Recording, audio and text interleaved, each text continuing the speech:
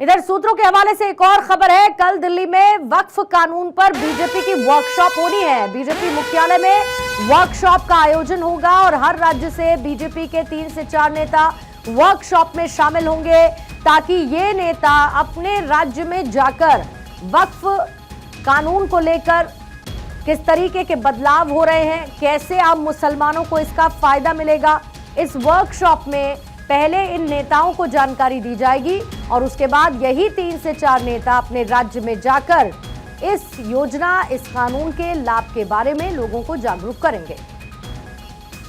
गौरव मेरे सहयोगी और ज्यादा जानकारी के साथ इस वक्त जुड़ चुकी है। और गौरव, ये जरूरी भी है और इसका इंडिकेशन पहले भी दे दिया गया था कि अगर किसी तरीके की भ्रांतियां हैं तो उन भ्रांतियों को दूर किया जाए। और चूंकि अब कानून बन चुका है और ऐसे में इस कानून के फायदे क्या हैं, ये आम मुसलमानों तक पहुंचने जरूरी हैं।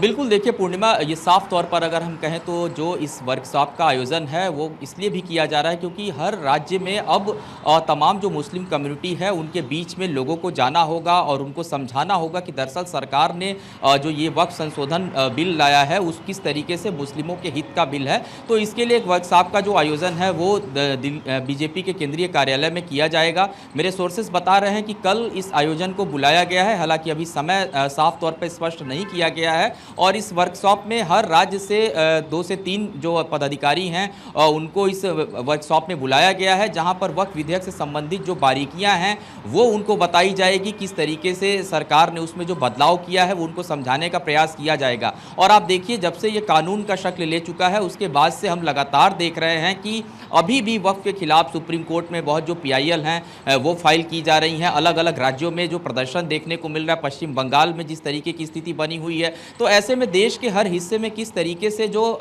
मुस्लिम समुदाय है उनको कैसे समझाया जाए, उनको कैसे बताया जाए, इस पर एक पूरी जो रणनीति है सरकार की तरफ से बन रही है। और इसमें सबसे बड़ा एक रोल, और अगर मैं बात करूं सरकार के साथ में जो अगर अलग अलग जो संगठन हैं, मैं बात करूं जो विचारधारा वाले संगठन हैं, जैसे राष्ट्रीय मुस्लिम मंच की बात करूं, उन्होंने भी इसमें एक पहल आगे करते हुए अपना योगदान निभाया है। आने वाले जो 3 महीने का समय होगा, यानी कि अगर हम बात करें 90 दिनों तक लगातार 500 से ज़्यादा जो संगोष्ठियां हैं वो की जाएंगी, 100 से ज़्यादा प्रेस कॉन्फ्रेंस महानगरों में की जाएंगी।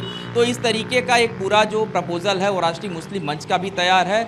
लोगों को जागरूक करना ही उद्देश्य है और इसी को लेकर के भारतीय जनता पार्टी केंद्रीय कार्यालय में कल जो एक वर्कशॉप है उसका आयोजन किया गया है, जिसमें हर राज्यों से 2 से 3 पदाधिकारी भी शामिल रहेंगे। इस वर्कशॉप के दौरान किरण रिजिजू के भी रहने की आशंका जताई जा रही है।